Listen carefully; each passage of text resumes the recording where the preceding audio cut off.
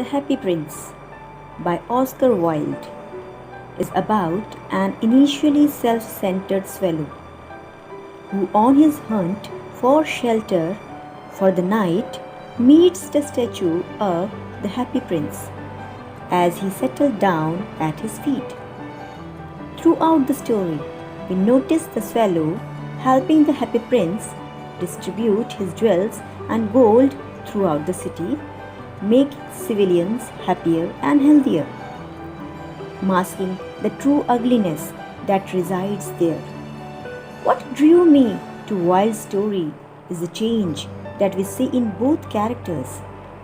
While in the beginning of the story, the swallow only thought about himself, we see him fall in a romance for the statue of the prince. Likewise, we note that the prince, when he was alive, never saw the truth of the city which he lived in, only the riches that he was brought up with. Most people see the relationship formed between them as making both characters less selfish.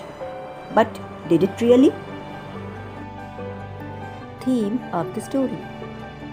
This story highlights the three themes. The first theme is that spiritual beauty or inner beauty is more important than outward beauty. The real beauty is love, compassionate heart, and sacrifice. The prince and the swallow lost their outward beauty to attain inner beauty by helping the poor and needy. The second theme is the love, charity, and sacrifices that make life going on in the world. The third theme of the story is that there is a huge gap between the rich and the poor. We should help the poor and needy people in society. What do the swallow and the statue of the Happy Prince symbolize in the Happy Prince? The statue of the Happy Prince is presented as a symbol of a happy and joyful life of the prince when he was still alive. Everyone in the town, as well as the councillors, admired and stared at the statue, dreaming to one day have as fulfilling life as the prince. The Happy Prince is a story that pictures the deeds of two understanding and loving beings, though they are not human, the Happy Prince and the little swallow.